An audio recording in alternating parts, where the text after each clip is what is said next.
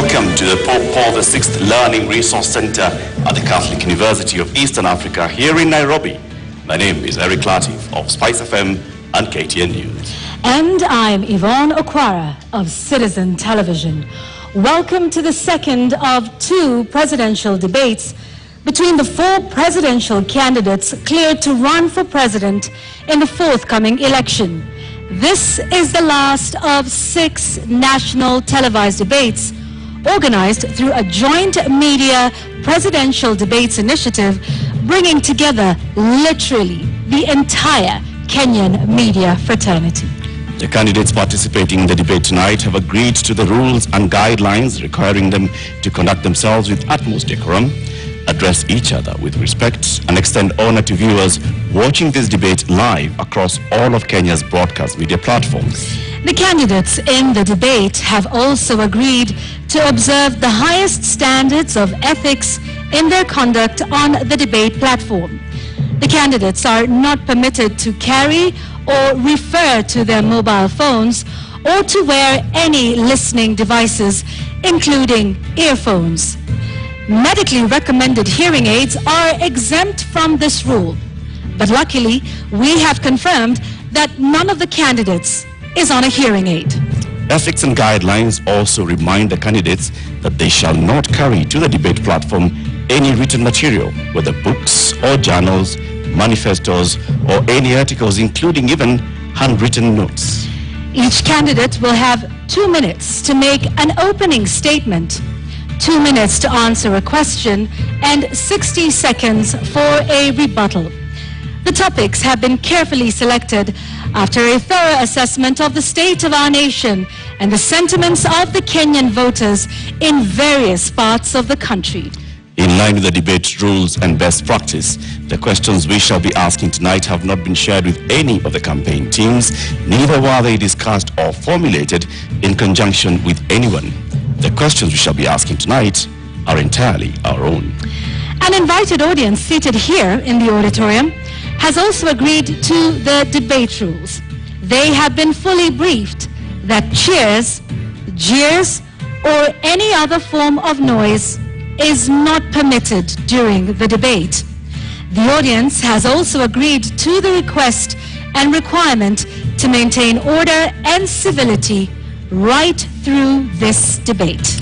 This debate was to feature 2 leading presidential candidates, Raila Odinga of the Azimio la Umoja One Kenya Party and William Ruto of the United Democratic Alliance, UDA. We have, however, received written notification from the Raila Odinga campaign that he shall not be taking part in this debate. Indeed, but in keeping with the traditions of the Joint Media Presidential Debates Initiative since 2013, the debate is on. And we now make one exception to permit the audience here in the auditorium to help us welcome Dr. William Ruto, the UDA presidential candidate, to the stage.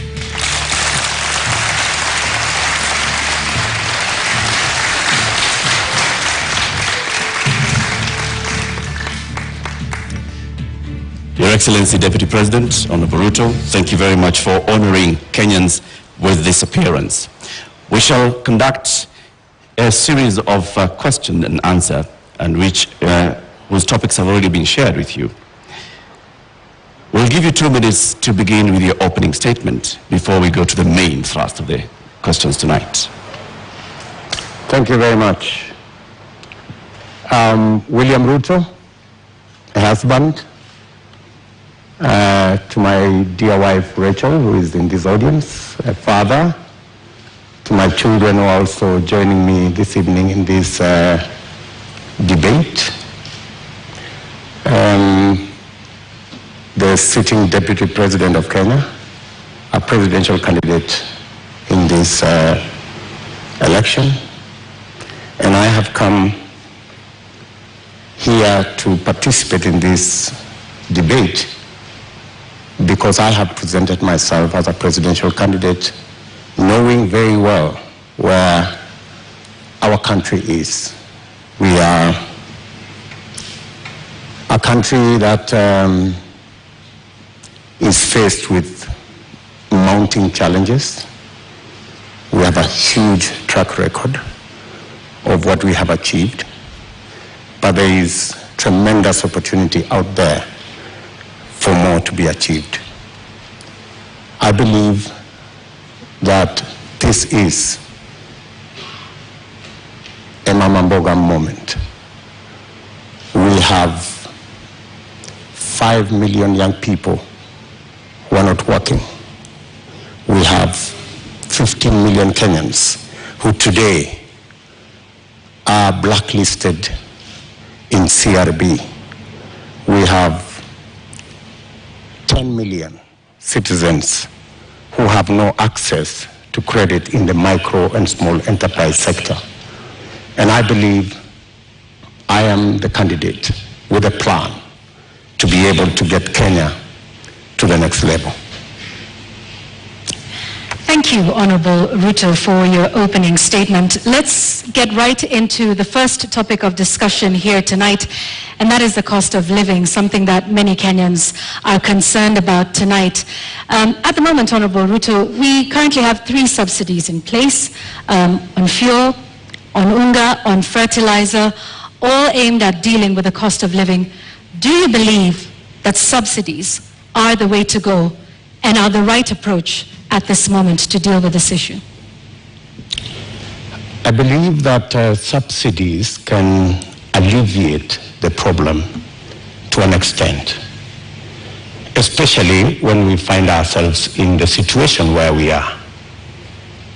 My position is that we find ourselves at this port because there are certain things we didn't do right. We had a Big Four plan because we foresaw this situation. We were here in 2017. We decided then that it is proper to formulate a plan that included matters food security. If you look at the 4 pillars of the Big Four plan, one of them was agriculture and food security and nutrition. Unfortunately, that plan fell apart. It was actually sabotaged. So we find ourselves in this space because, one, we didn't capitalize our agricultural sector. We actually removed the fertilizer subsidy program that existed, which we just reinstated, I think, 3 months ago. Why did we withdraw it in the first place? Because to deal with the cost of living, you just have to increase agricultural productivity. And to increase agricultural productivity, you need to do 3 things. Number 1, make sure farmers have access to inputs, fertilizer, seeds, pesticides. Make sure the farmers have the necessary capital to be able to do the farming. And 3, make sure they have access to markets that are not rigged. Unfortunately, we didn't do that, and that's why we find ourselves in the situation we're in. So that's why in our plan, as Kenya Kwanza, we have set out with clarity what we need to do. We have put in place a 30 billion revolving fund to make sure that farmers have access to inputs. We have added a 12 billion shilling expenditure on agricultural extension, because it's not just enough to have inputs. It's also important for farmers to use the latest information on how to get our farming right and increase the productivity of every farmer.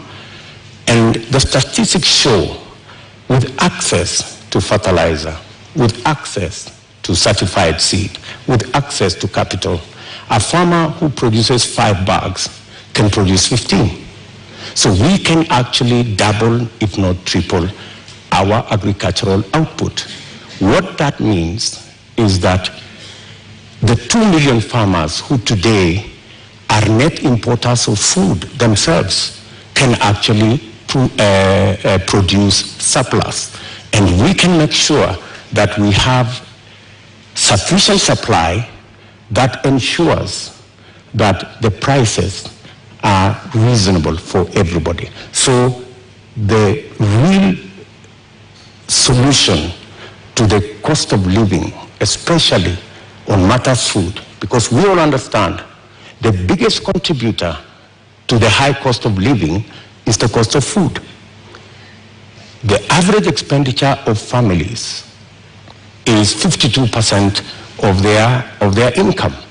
In fact, poorer families spend between 60 and 65% of their income on food. So dealing with the cost of food significantly deals with the challenge of high cost of living.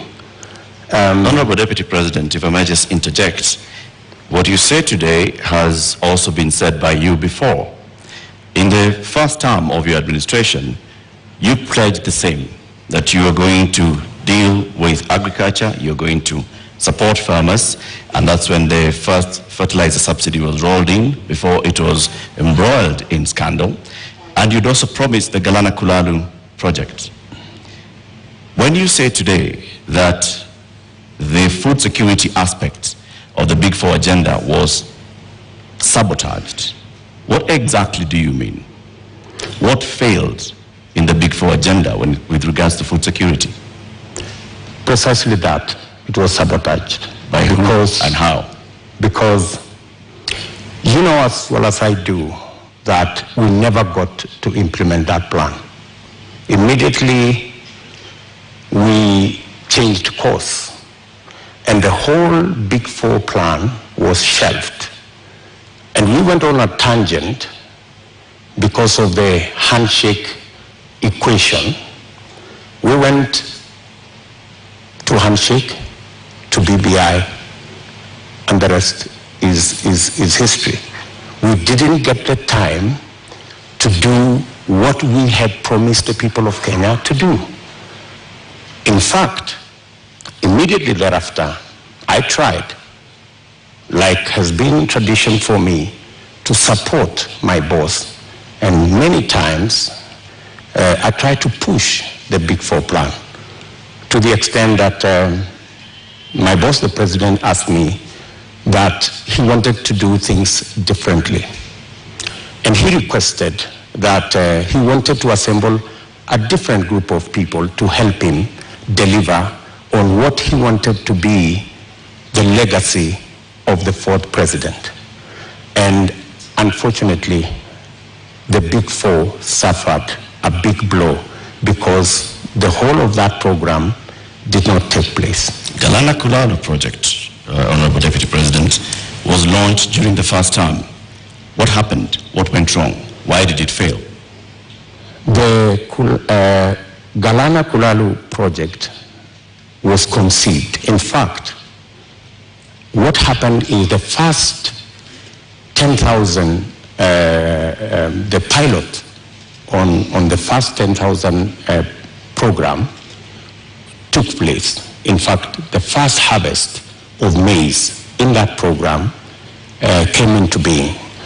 And the recommendations from the trial on that project was we needed to build a dam because the water from the river was not sufficient to do the Galana Kulalu project. We needed to scale up now and do the dam so that the water that was available, because the soils research and the trials showed that the soils could actually support the production of maize and other cereals. Unfortunately, it didn't move from there because we didn't get the dam sorted. And you know that the whole, we had actually 57 dams that we would have wanted to do. Unfortunately, they didn't happen. They suffered. So why didn't you do the dams, Honorable Deputy President? And the former ambassador of Israel to Kenya also said that they were facing frustration in supporting the Kenyan government on this. Why did you not do the dams? Why did you not go ahead with the implementation of the Galana Kulalu project? The Galana Kulalu project, as I have told you, was part of a wider plan to make sure that we move our agricultural productivity from rain-fed to irrigation. And it was not just about Galana Gulalu, it was a series of other dams, including what we call the high Grand Fall dams that was supposed to feed into the lower part of the Tana. It was Lowat Dam in Turkana. It was Rabat Dam in Baringo. There was a big plan around that was now supposed to roll into place with now our targeted, because our second term was targeted at agricultural productivity and food security. And we have now made it the deliverable for our second term. And as I have told you, our second term program ran into headwinds.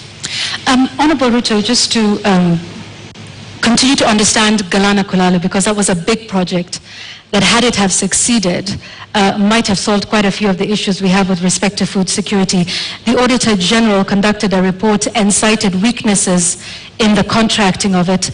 First, that there was single sourcing, and that even the manner in which the contract itself was done, in terms of payments that were tied to the contractor. And so raising a number of issues around the manner in which the contract itself was put together, but then states that this was something that was going to fail anyway.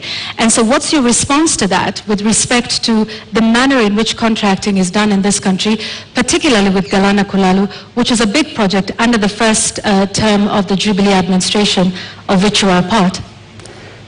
I quite agree that issues were raised around the contract, and that is why the contract actually was shelved with a balance. It didn't go the full hog, because when those issues were identified, it led to the contract being stopped so that those issues could be addressed. But by the time it was getting there, already the trials had been done, the pivots had been set up, the first crop had been harvested, and we already had the template on what actually needed to be done, because the contract, the initial contract, was for the first 10,000 acres.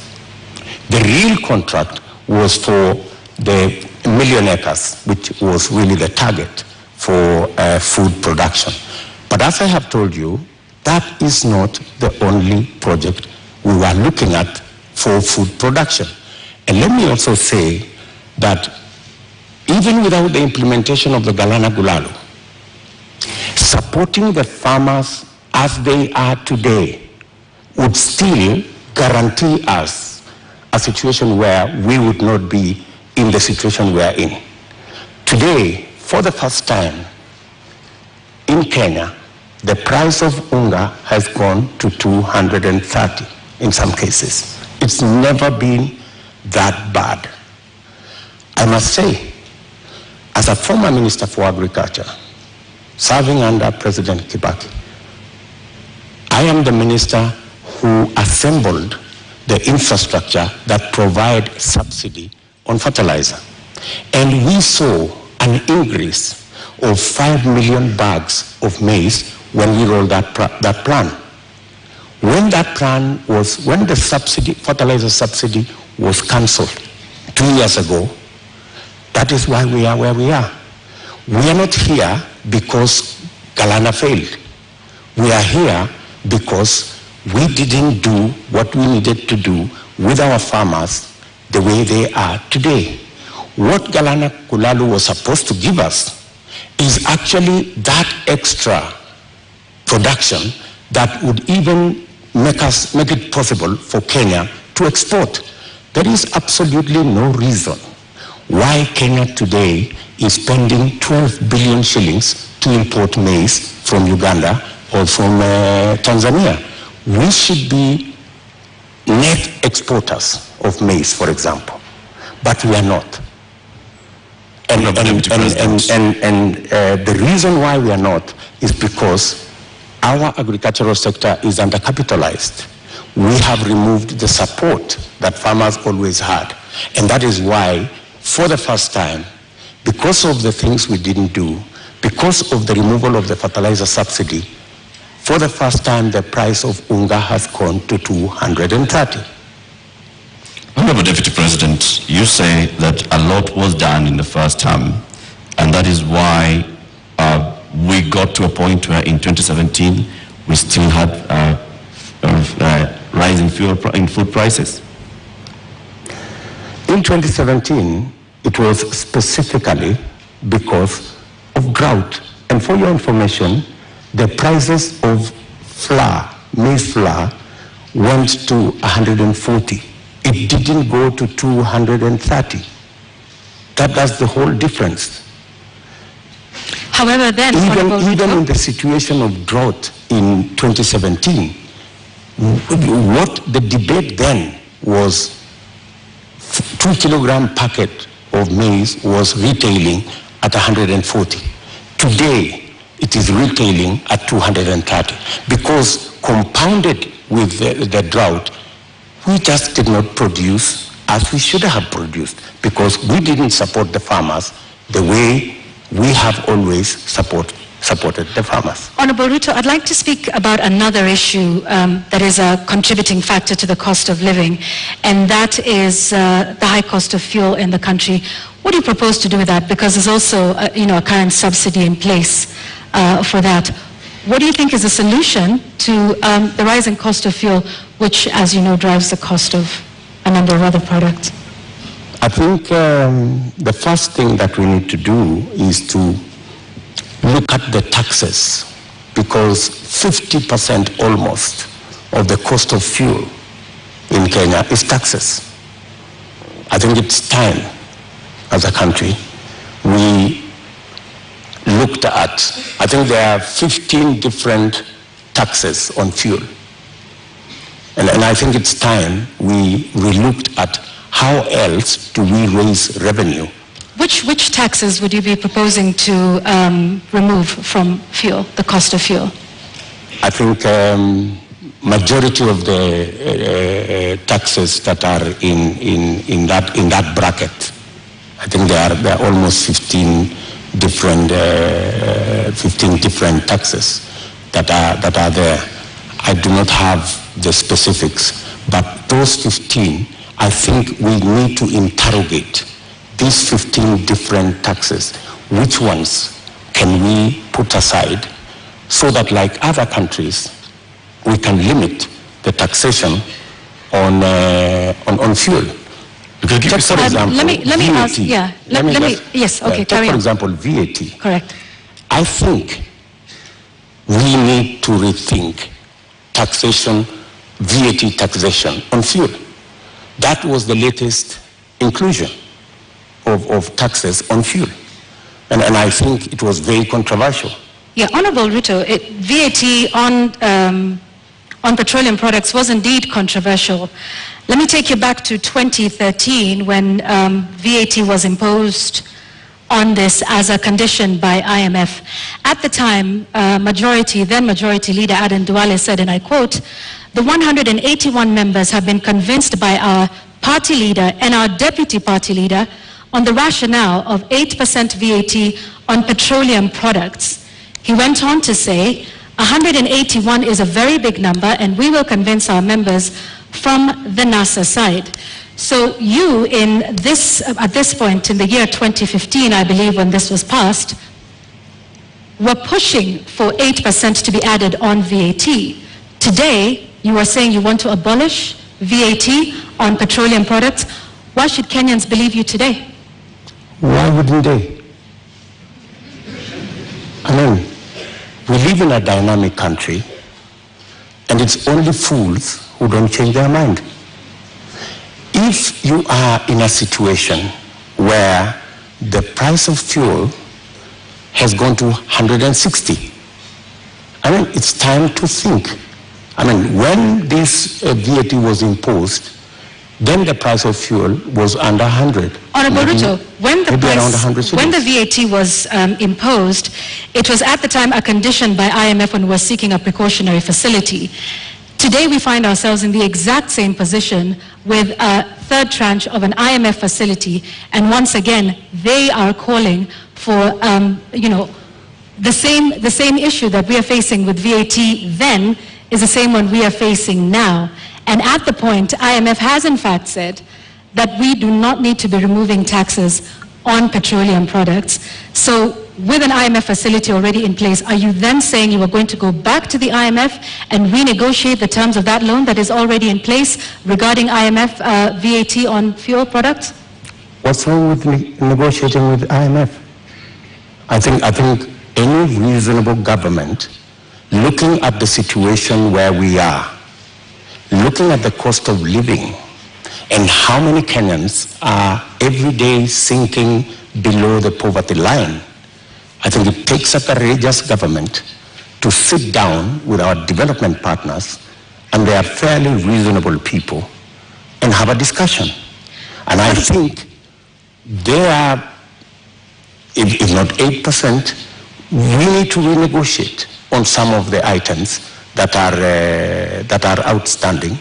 And apart from looking at that, there are other instruments that we can deploy. For example, we have the fuel subsidy fund. We need to think about how that fund is being used, how we are deploying it. Are we deploying it correctly? Is it giving us value? And what changes can be made? We need an open and frank conversation with our development partners who support us. And to the best of my knowledge, they are not unreasonable.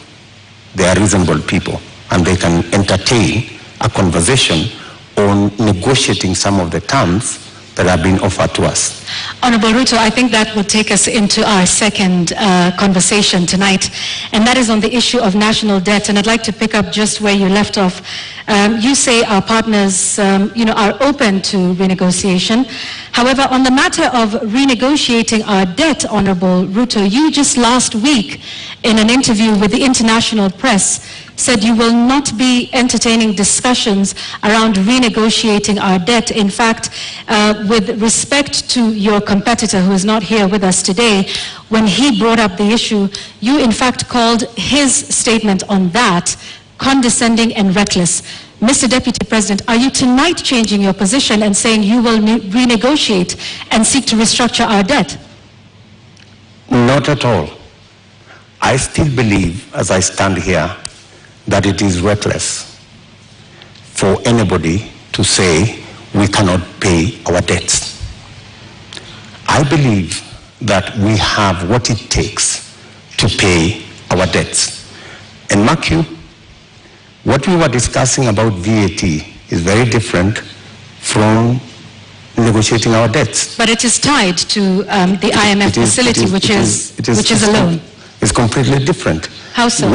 What we cannot entertain as a country is a position that we cannot pay. We are in a position that we can't service our debt. We cannot, we need to go out there and renegotiate our debt. I think that would send the wrong signal.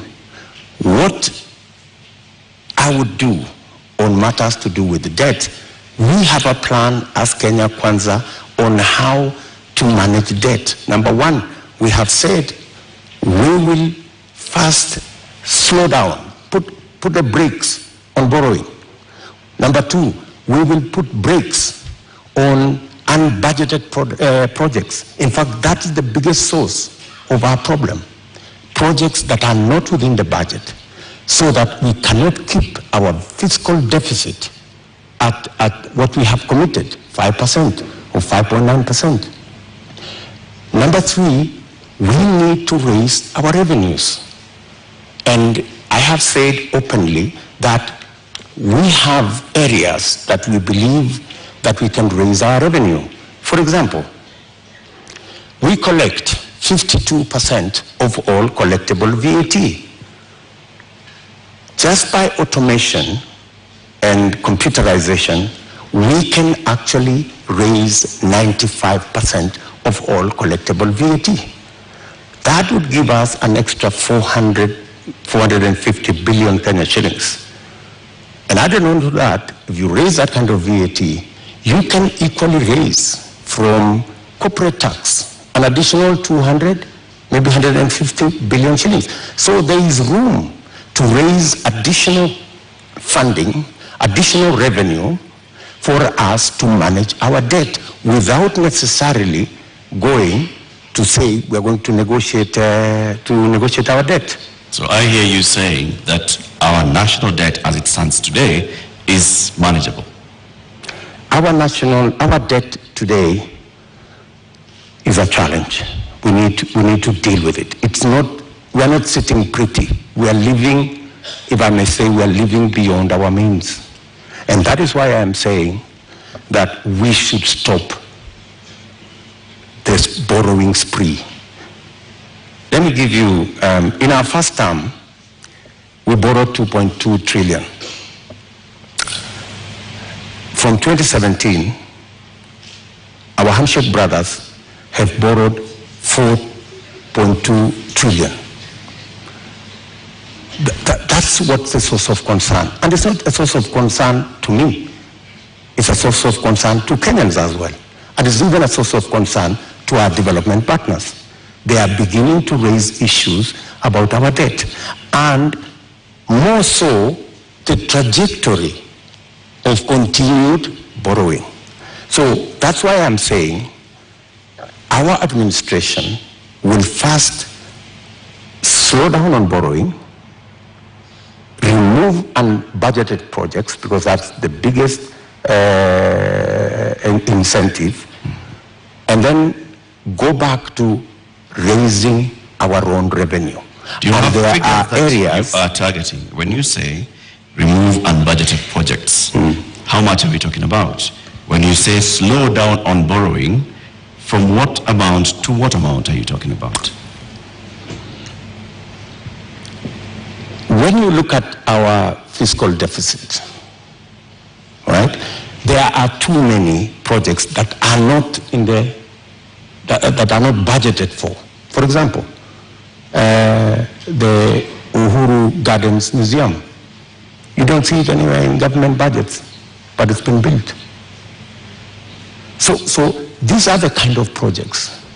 Do you know how much? That, for example, in the last financial year, we've spent close to 15 billion in that project.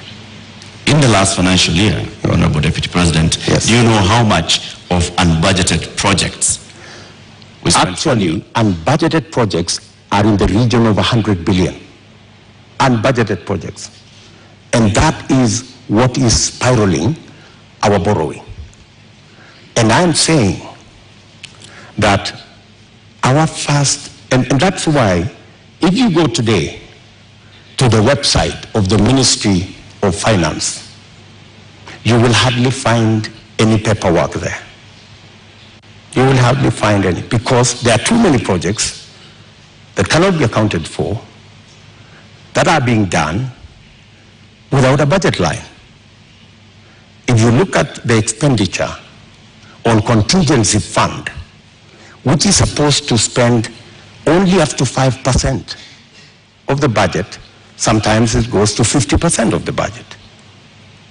So that is where we need to apply the brakes.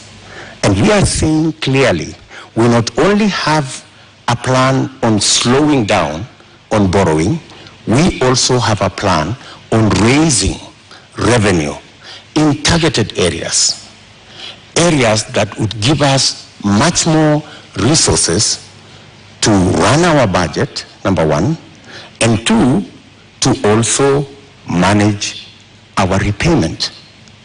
And in that particular instance, you may want to know that almost 80% of all our borrowing is actually domestic, which means we are also hurting our own enterprises locally, access to credit becomes a big challenge.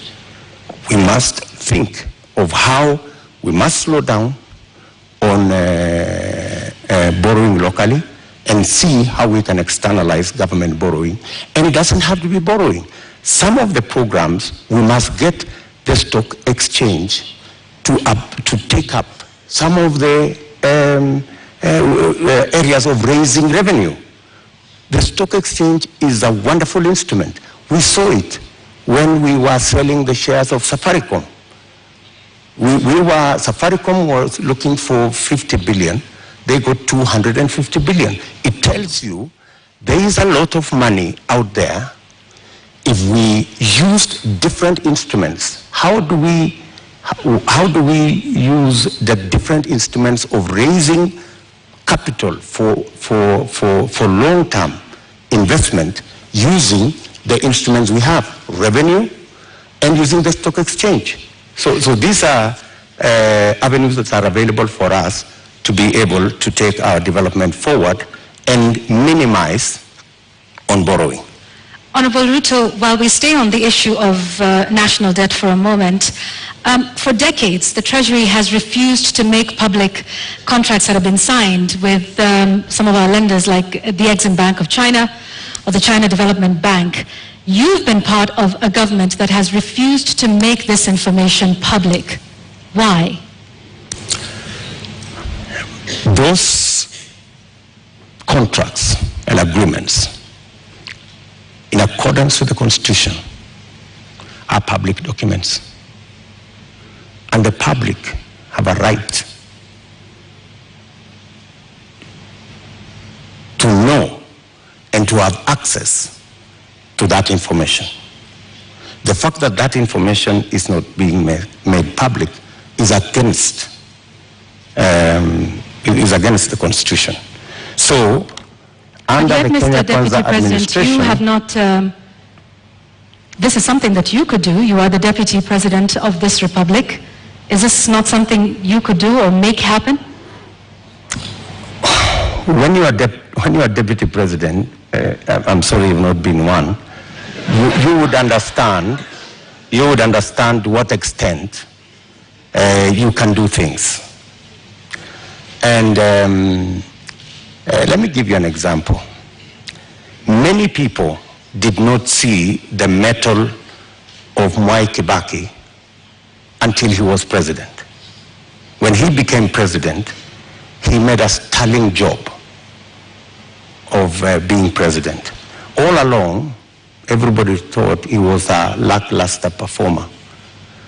I am undertaking to the people of Kenya that given a chance to be president, things will be different in Kenya. So let me ask this just one more time. You are the sitting Deputy President of this. You say this should have happened constitutionally, but it did not. Was this not something that came up in cabinet meetings? That at least we've not seen you protest about this particular matter, because debt transparency and debt, what we owe and who we are paying is something that taxpayers should know.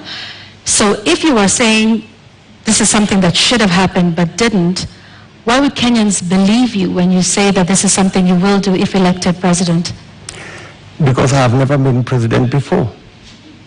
This is the first time I am vying to be president.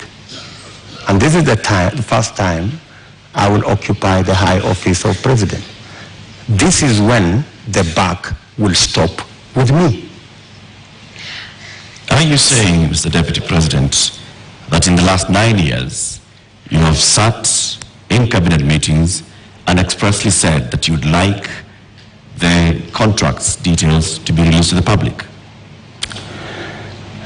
I will not tell you whatever discussions took place in cabinet, because we're seeking to understand, Your Excellency, because is what role you played it is not in making sure that the government that you serve is actually adhering to the Constitution and several court orders. Whenever it was available for me to take a position, I have always taken a position. and I have taken many positions, sometimes that did not look very popular, if you may. And I have taken very firm positions in cabinet, and I have taken very firm positions in the public. And I think people of Kenya know me not as a coward. They know that I take what I believe in, and I take positions. I am saying here that every contract signed by the government of Kenya is a public document, and it should be available to the public. The question of the SGR contract was raised even in the first term of your administration. It has never been made public. Mr. Deputy President, you don't have any record, any public record of you saying that these contracts should be made public. Why? You see, as Deputy President, there is so much that you can do. In fact, my role, my oath of office has 3-4 functions. Number one, I swear allegiance to the people of Kenya and to the Republic, to discharge every responsibility given to me by the Constitution and the law. And number 3, to advise whenever required. That's the language of the Constitution. Whenever required, the President on matters that he requires advice. And number 4 is to serve people equally and fairly. So I have discharged that responsibility to the best of my ability. And I have made my position in regard to the contracts very well known to the right officers. It is not a matter I would have wanted to take it in public for purposes of making sure that government is functional. All right, I have just one last question on this before we move to our next topic of discussion, because you've informed us about, from what I understand, and you can correct me, Honorable Ruto, about the limited sort of powers of the Deputy President. Is that what you're saying in respect to making these contracts public? You said, and I quote, "I can only do so much as a Deputy President." Absolutely. Okay. However, in previous television interviews, you have stated that you and the President remain accountable for everything that has been done for this. So which is it, Mr. Deputy President? Are you responsible for not making these contracts public, because you in the past have said that you and the President remain accountable and should be asked about everything that happens in this country? Precisely, that's why you're asking me, and I have answered you. I have said clearly that to the extent that my duty as Deputy President is concerned, I have discharged my responsibility. I have given advice to my boss on many issues, including that particular issue. So I have given him my advice, enumerating very well that it is the constitutional position that every contract is made public. I have given that advice to the President as is required of me. So, but you know, the buck stops with the boss. Honorable Deputy President, let's now move to the next topic of our conversation this evening, and this will be on the matter of national security. You were recently in Elgeyo-Marakwet County, where you promised the people of Kerio Valley that you do everything in your power to secure them. You've also been visiting other parts of this country, Marsabit, Baringo, Samburu, Laikipia, West Pokot. More than 300 people have died in the last 7 months alone in this country, killed by armed bandits. Livelihoods are lost. Children have not gone to school. Children have been killed. Kerio Valley residents have even petitioned the UN Secretary General, saying that their government has failed to provide them with security. In your manifesto, you say that security is a cornerstone of protecting people's livelihoods. Why has the government of Kenya, in which you've served as an assistant minister, as a minister, as a deputy president, been unable to secure the people of these counties? I quite agree with the feeling of many Kenyans. In fact, it's yesterday. It's not even last week. It's yesterday. I was in Elgeyo Marakwet, and one of the leaders there told us we have buried 114 people in that neighborhood. So it is indeed a live and serious matter. You have seen me in when we came into office in 2016.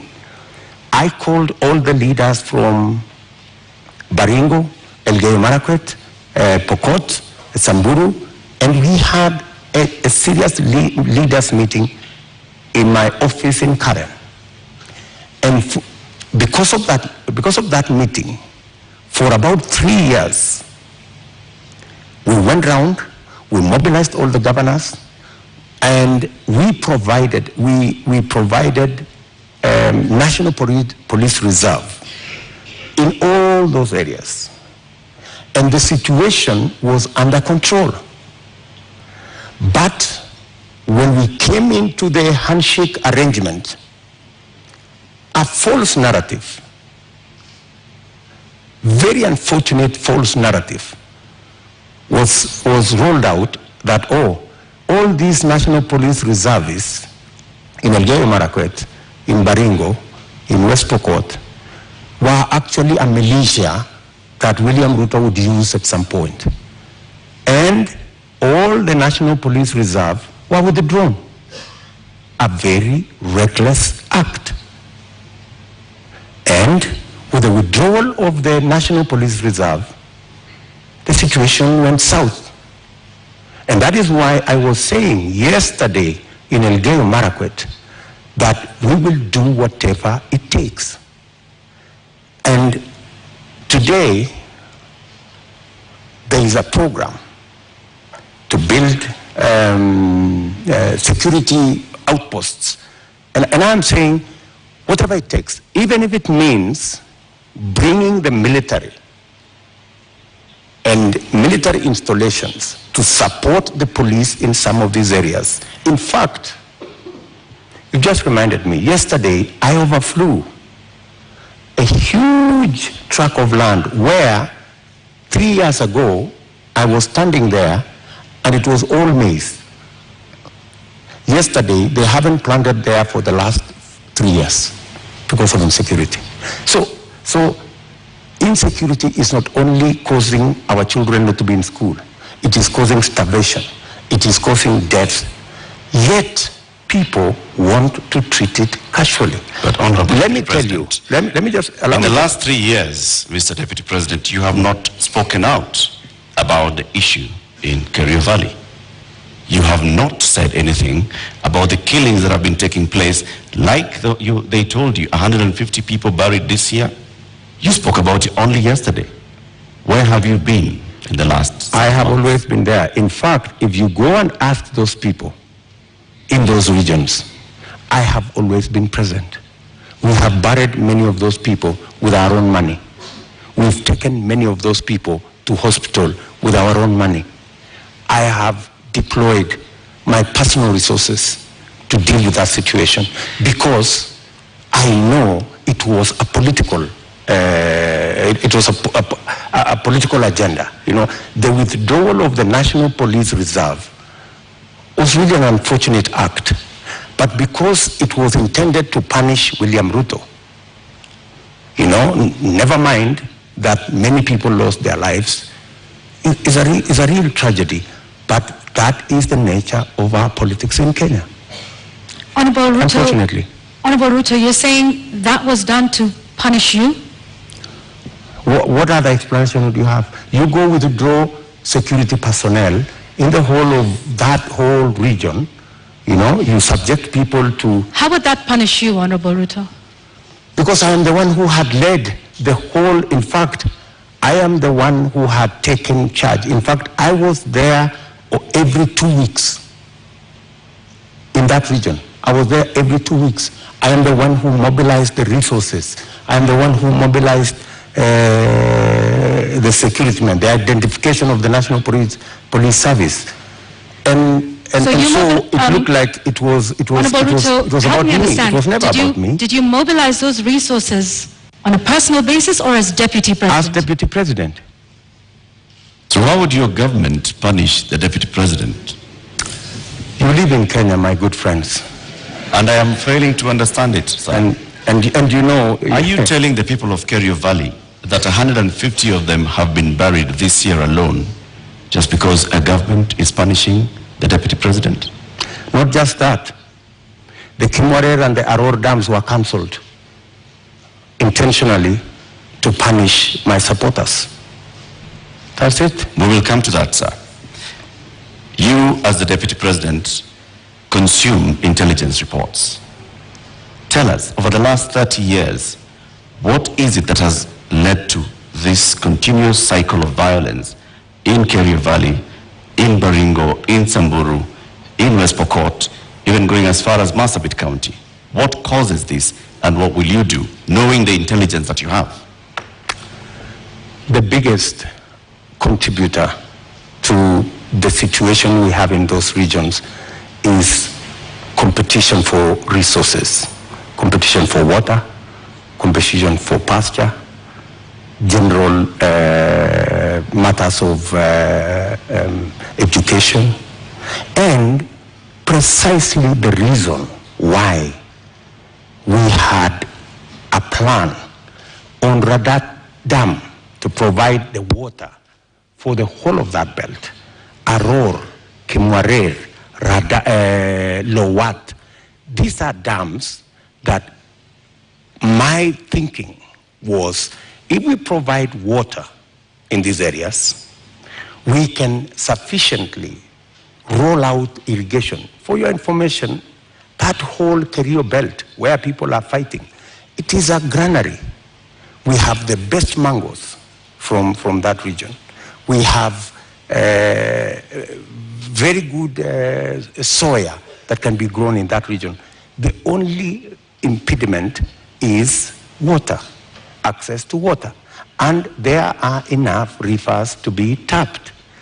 My solution to the whole of that region is twofold. Let us provide water for livestock. Let us provide water for irrigation. And let us get schools developed, as well as making sure that we provide road infrastructure. That's why we rolled out the road from Parbelo, cutting across that region, to come out on the other side in a place called Marich Pass, through Tot, through Chesongoch, and now there was also the road that was supposed to connect Kapedo from the other side of Turkana coming to Nakuru. Opening up that area is the solution. Opening up that area in terms of infrastructure and opening up that area in terms of water infrastructure will provide the solution. Unfortunately, there are people who don't see it that way. So you say that the Aror Kimwarer Dam, you recently said that you are going to complete it should you be elected president. Yes. Why did it fail? I will. Yes, I will. It didn't fail. It was meant to fail. I mean, let me tell you. As the Deputy President, sorry, sir, to just interject. As a Deputy President, and like I started by saying, you've been minister before, you've been an assistant minister. We are talking about violence that has been taking place for decades, not just in the term that you've been Deputy President. So this is not about you being punished now, unless you're telling us that for a long time, there are people that have been scheming to punish William Ruto by killing the people of Kerio Valley. That's not what I'm saying. I am saying we had a solution. We had close to 5,000 National Police Reserve. In fact, we have, we'd even moved a step forward to provide armored vehicles to make sure that we can follow whoever these criminals are, right? We had a plan. Unfortunately, that plan was frustrated. And you know, the plan was, let's provide a National Police Reserve. Then, let us construct the roads.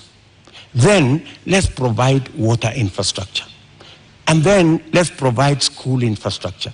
That way, you ease out people from that situation where they are today to a new environment where they appreciate education, they have food to eat, their animals have water and pasture, and then you can develop that region. In fact, in my mind, that's where the future of Kenya is, because we have huge tracts of land in that region. And the fact that people have been fighting in that region forever doesn't mean that they should continue fighting.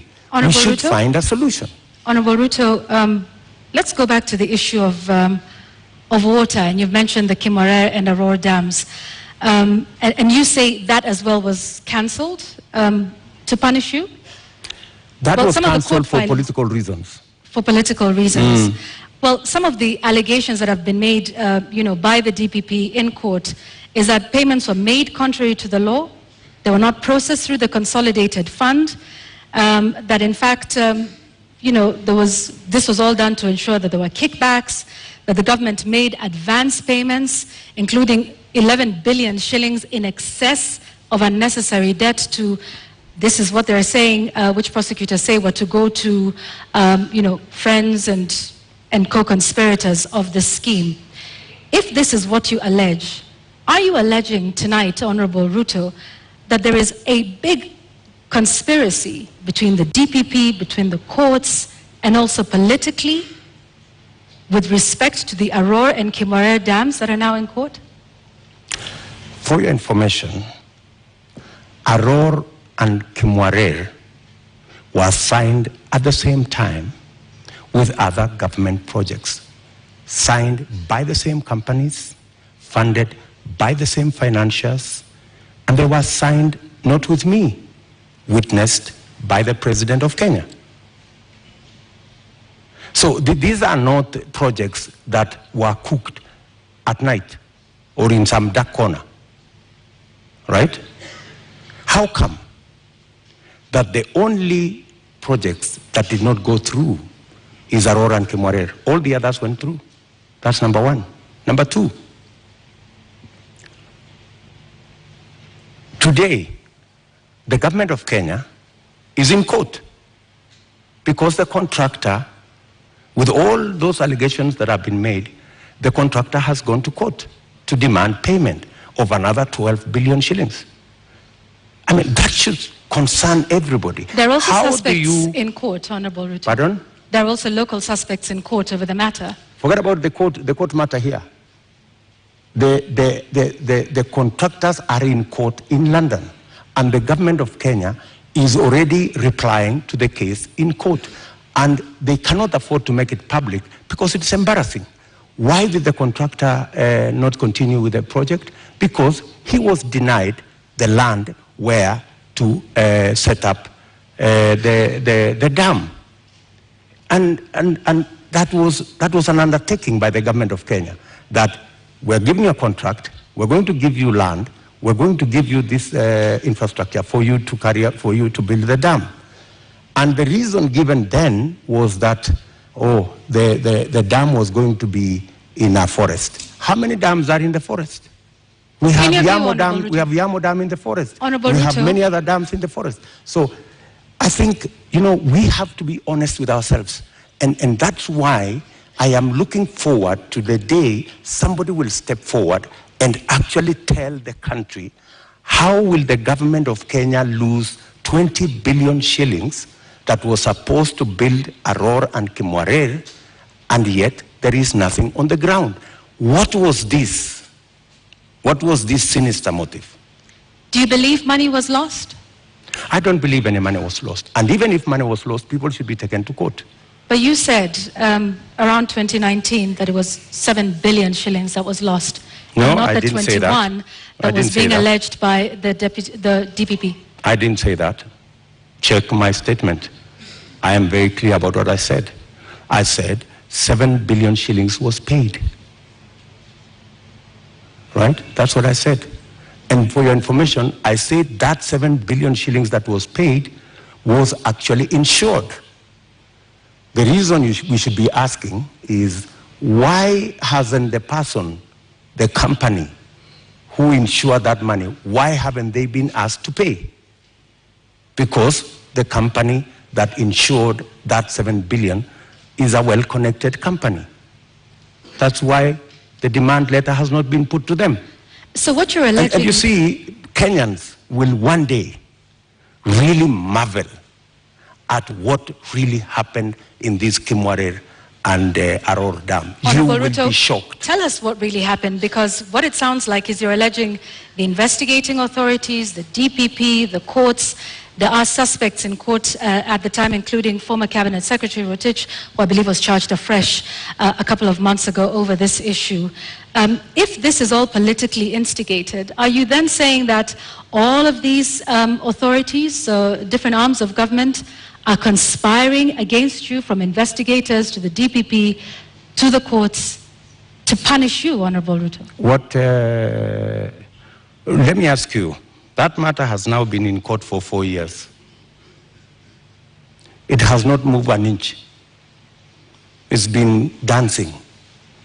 You know, this person, today you're being charged, tomorrow, no, remove this person, the next day, remove this person, the next day, change the charges, because somebody is actually waiting for another government to come and carry the shit, unfortunately.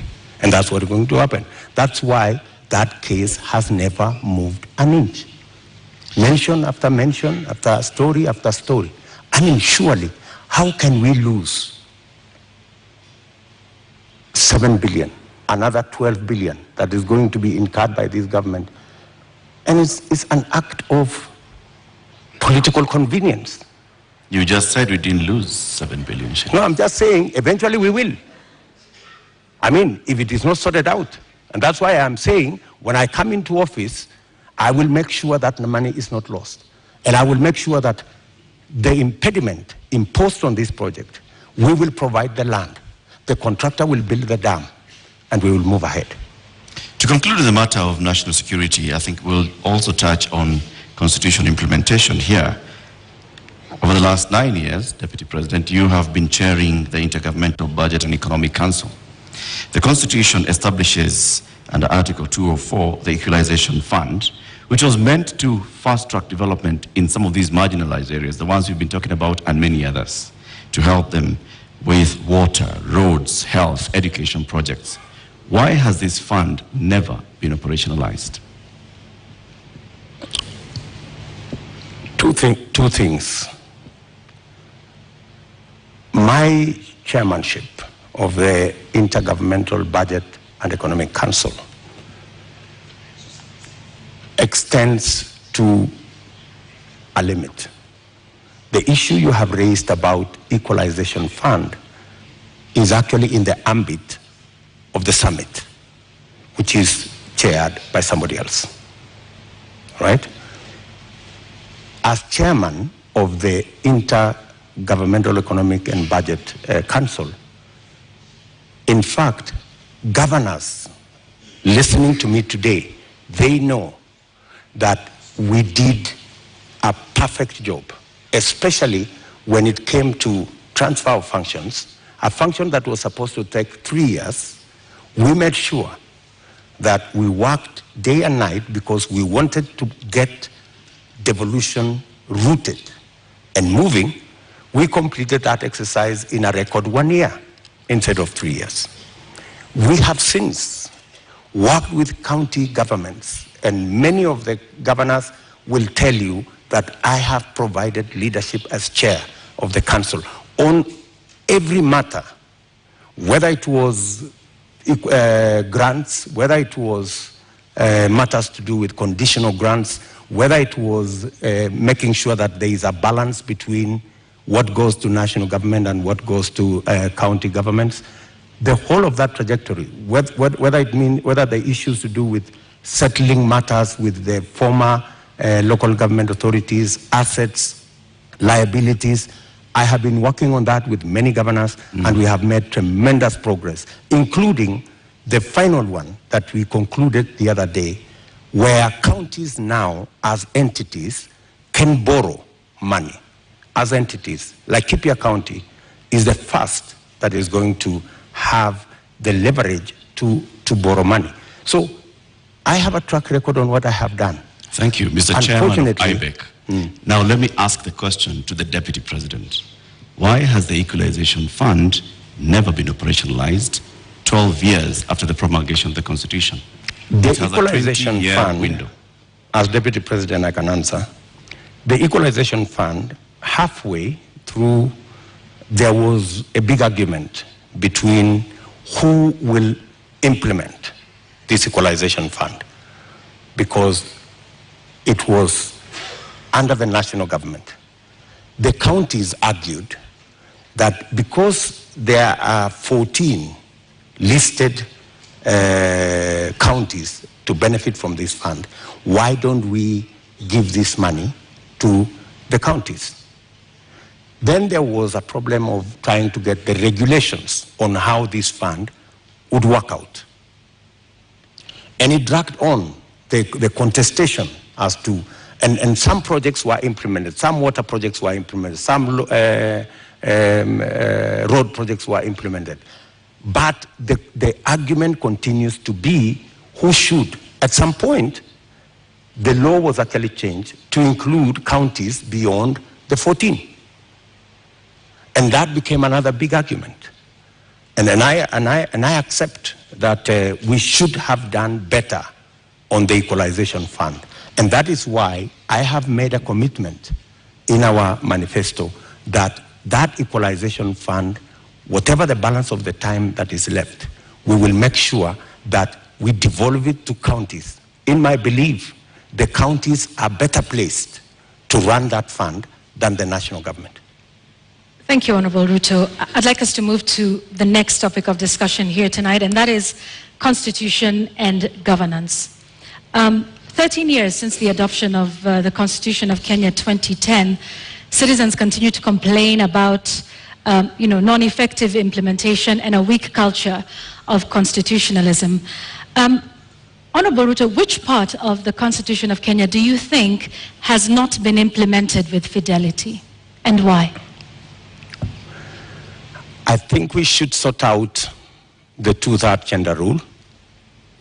I think we owe it to the people of Kenya, and especially to the women of Kenya, that this part of the Constitution is implemented. I believe that we need to sort out certain matters to do with devolution, like the one I have said, the Equalization Fund. I think it was wrongly put under national government. It should go to the counties. I also believe that there are functions that should not have been made contingent or shared functions between the national government and the county government. Regional authorities, for example. Those are functions that we should either agree to be managed by counties jointly or to be subsumed into county governments. If it is Kerio Valley, how do we split it so that the counties in the Kerio Valley we have a Kerio Valley Development Authority. Should that be managed by the national government? I don't think so. I think it should be managed by the counties in the Kerio Valley. So these are some of the functions that I think we need to clarify. We need to complete the implementation of the Constitution. I have raised, for example, the matter of the Judiciary Fund.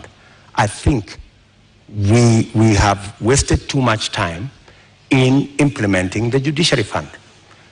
After I pushed so hard, this year, 1st of July, the Judiciary Fund was operationalized because I have been talking about it for the last year and a half. So these are some of the sections that I believe that we should be able to conclude the implementation of the Constitution. Let's go back to the two-thirds gender principle. In your view, why did we fail in terms of getting this since 2010? I think, speaking for myself, I have made a commitment, and I know it's doable, to make sure the two-thirds gender rule is realized. There are different proposals. There are proposals that require constitutional change. There are some that do not require constitutional change. And I have assembled a team of very competent constitutional lawyers to look at how we can have a framework in 90 days of our government, and within 1 year, make sure it is implemented. And it's not necessarily for purposes of the women of Kenya. It is for the benefit of everybody.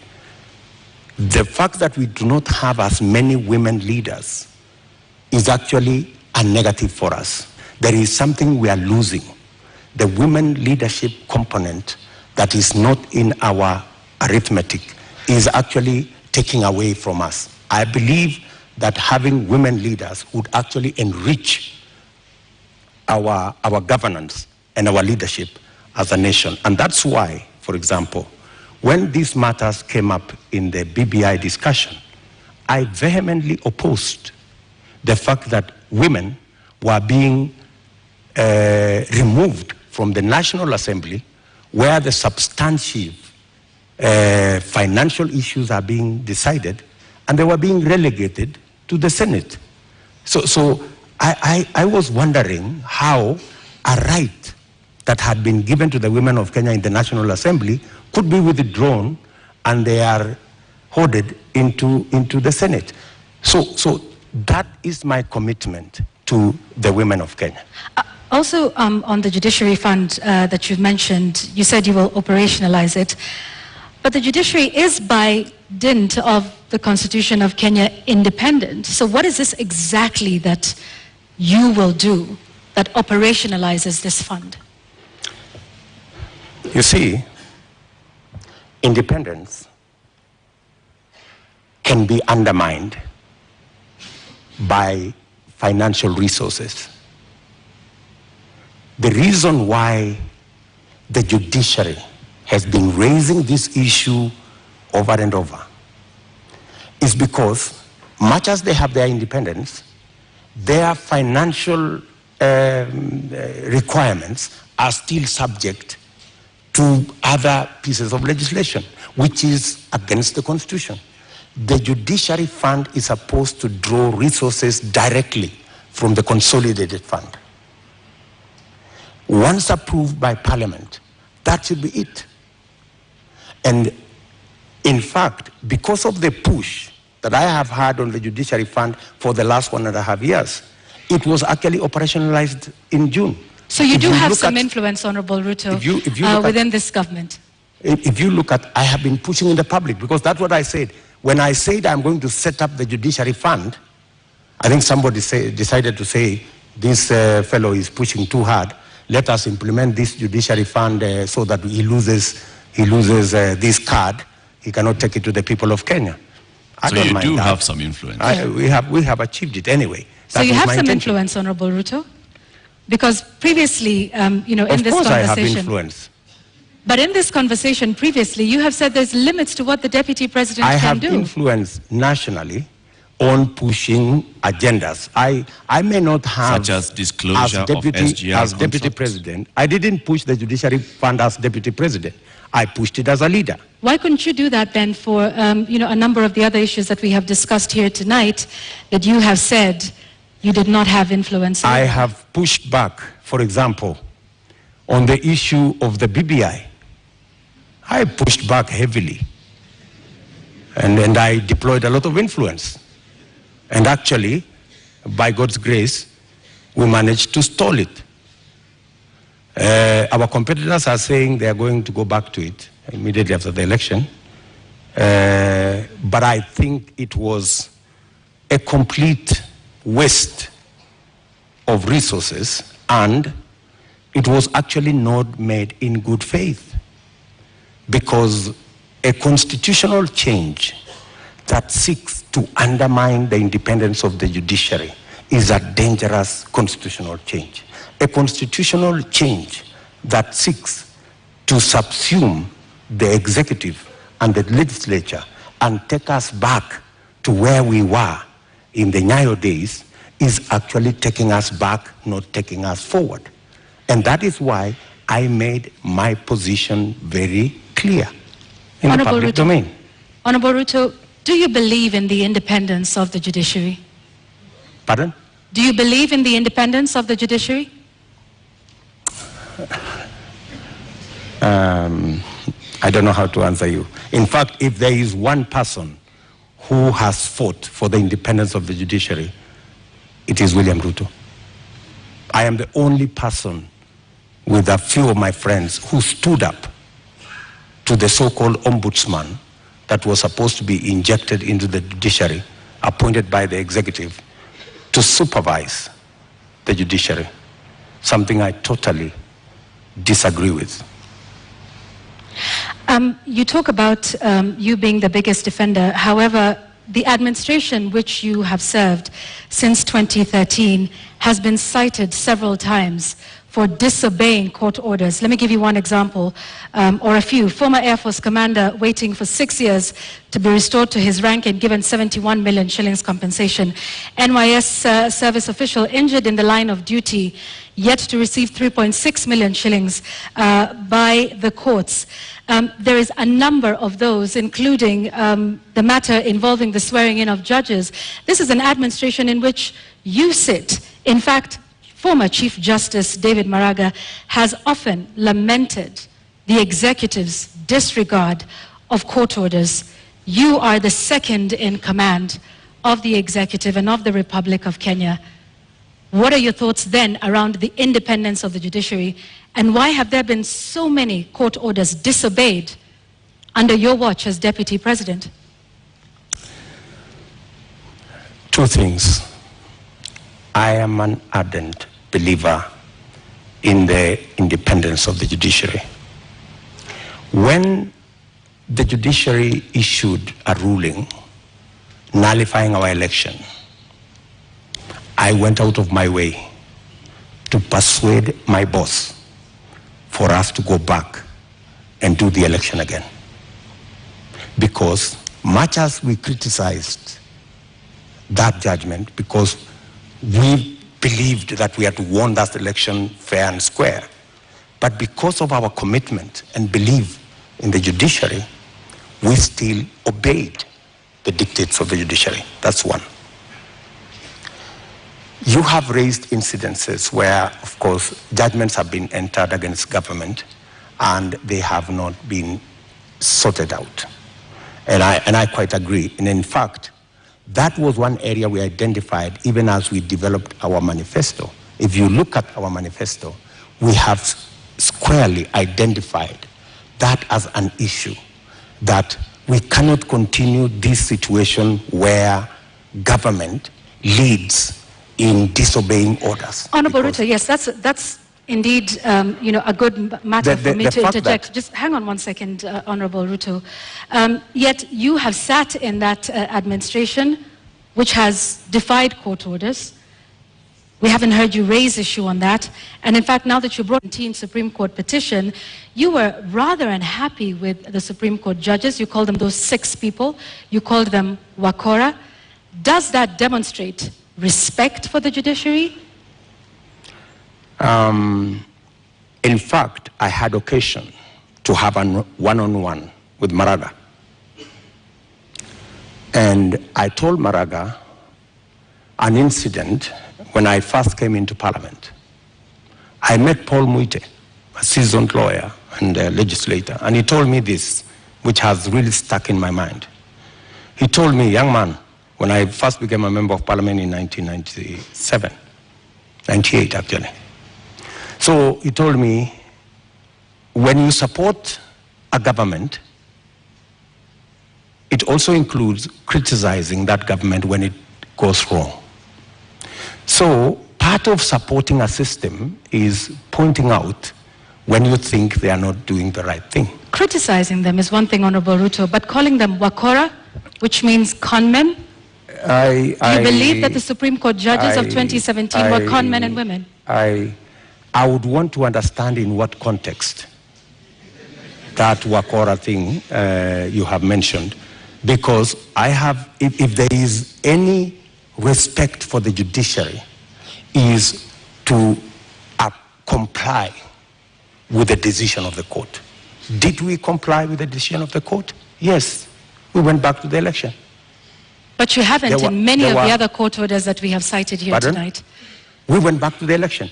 And the admission that the fact that there are so many outstanding issues and the fact that I have singled them out and they are part of what I intend to sort out is actually halfway the solution. I don't think if you look at the manifesto of our competitors, they have recognized that as an issue. I have recognized that as an issue because I believe in the independence of the judiciary. I believe government should lead from the front in obeying court orders. And in fact, we have said in our manifesto, if you read it clearly, it says we will look at all judgments that have been entered against government. And we will develop a mechanism to make sure that within 1 year, we comply with all judgments entered against government so that even as we drive the country to obey court orders, we lead as government from the front. Let's talk about something else, Mr. Deputy President, and this is with regards to leadership and integrity. Your opponent, who did not turn up tonight, said he could not come to this debate because he did not want to face a man who has no regard for ethics, public morals, or shame. How do you respond to that? Do you sincerely believe that that is the reason why he's not here? I don't think so. I don't think so. My competitor is not here because he doesn't have a plan. He doesn't have an agenda. He cannot articulate anything to the people of Kenya. That's why he's not here. Secondly, my competitor is not here because he doesn't want to answer difficult questions. You know, he's been part of this administration, the handshake administration, for the last 5 years. KEMSA happened, and many other things happened. In fact, my competitor could not come here because he's not the real candidate. He's a project. At this moment, Honorable Ruto, just one moment, just to remind our members of the audience that they agreed to abide by the rules of the debate, and that involves no cheers, no jeers, no noise. Honorable Ruto, I'm sorry I interrupted you. Please carry on. Sorry. So, I mean, that's the reason. So these are just scapegoats. You know, he's dodging difficult questions. He doesn't want to answer. His allies, the handshake allies, Mr. Deputy President, there are expectations that are laid out in the Constitution and in law with regards to the character and the values that a leader should have. Do you think when you go out in public campaigns and you use terms to describe your fellow leaders, that demonstrates you as somebody with great values, fit for leadership? I have tremendous respect for all Kenyans and all Kenyan leaders. I have not in any way undermined the public standing of any leader or any person or any Kenyan for that matter. I have not called anybody washenzi. I have not called anybody takataka. I'm just a... Kitendawili? Huh? Kitendawili? I mean, is kitendawili an insult? Ganga? Huh? I think we have all come to understand what kitendawili means. Mr. Deputy President, there's public perception that associates you with a rather good appetite for acquisition of property, particularly land. And this has been mentioned many times. Questionable acquisition of land, this has been said publicly, Taita Taveta, in Transmara, the former Vice President's house, the late Joseph Murumbi, and others. In fact, there was a conviction in court with regards to 100 acres of land that you were ordered to surrender back to its rightful owner and also pay some reparations. Does this public perception affect you? For your information, that's why I am proposing in our manifesto to deal firmly and squarely, institutionally, with a fight against corruption. Because allegations are made, left, right, and center. Any piece of land that I have is legally acquired. In fact, I think we need to discuss the Muteshi land. You've talked about the 100 acres.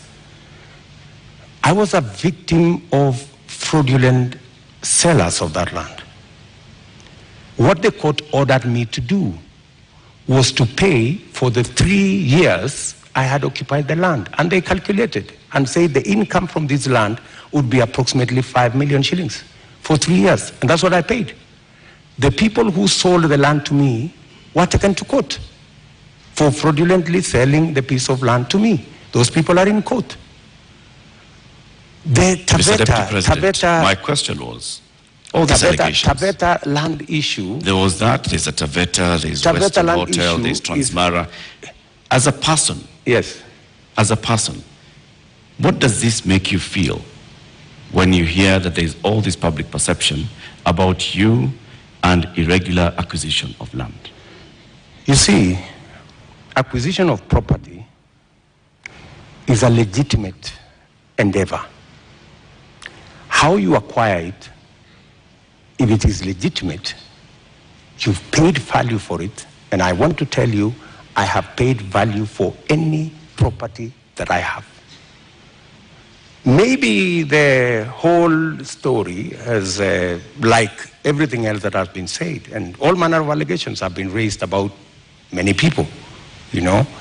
My competitor, Dominion land has been mentioned about him, Molasses land, so many other pieces of land.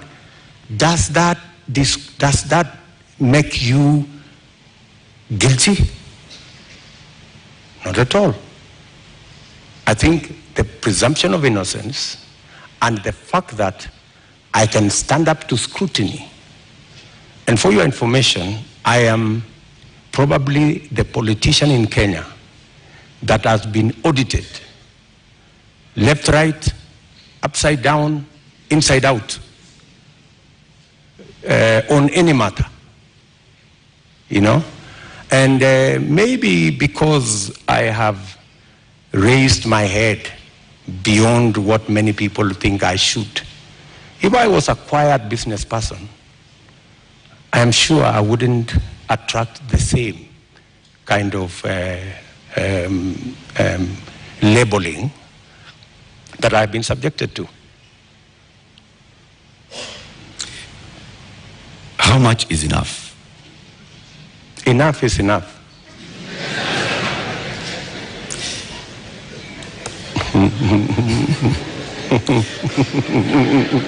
Mr. Deputy President.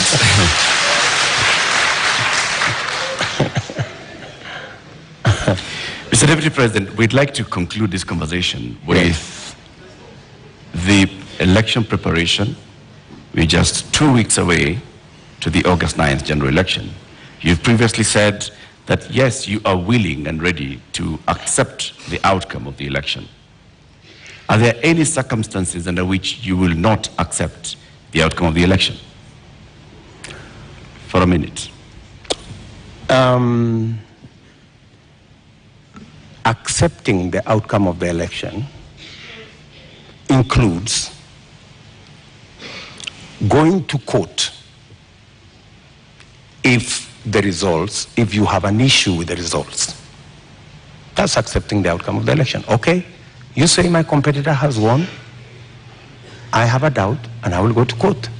Why I make that deliberate statement is because we have had a situation in Kenya where every other election we foment a crisis around refusing to accept the outcome of election. And it has cost us lives, property, and many other things. And I needed to be on record, and which I am, that I will accept the outcome of this election. I know that the people of Kenya will make a choice. If it is me, I will prepare to govern the country on day one.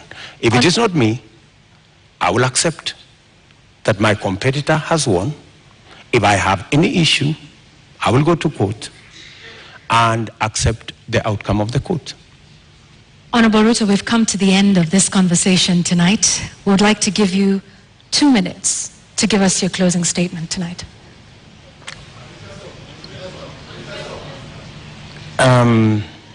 I think it is very important for us to look at this election against what is the competition.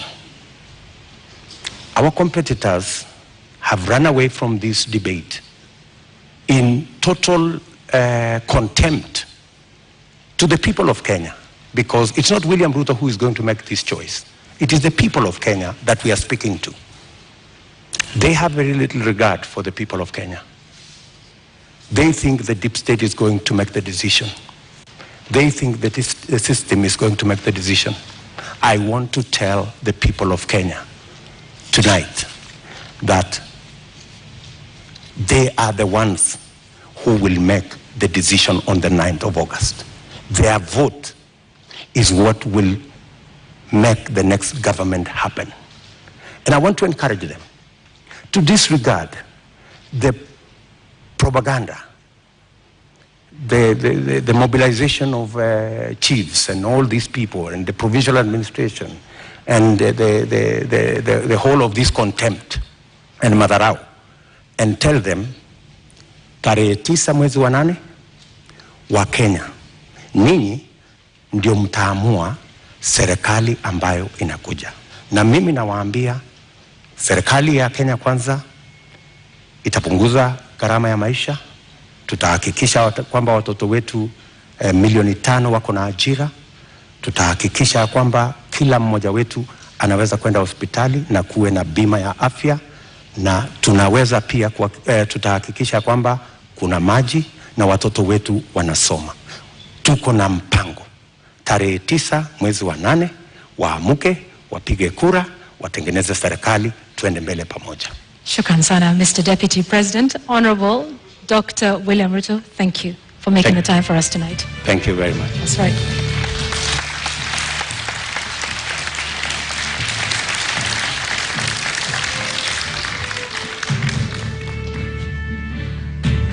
Well, ladies and gentlemen, and the viewers here in the audience, following this at home, and of course those here as well, we have to end it here for now. Our appreciation to Dr. William Ruto of the United Democratic Alliance for honoring voters with this duty to a public televised national debate. We thank you again. And indeed, that marks the end of the 2022 Joint Media Presidential Debate Series. The next presidential debate shall come to you without fail, and inshallah, in July 2027, at a date to be announced by the Joint Media Presidential Debate Secretariat. We thank you for watching. My name is Eric Latif of Spice FM and KTN News. And I'm Yvonne Okwara of Citizen Television. Good night.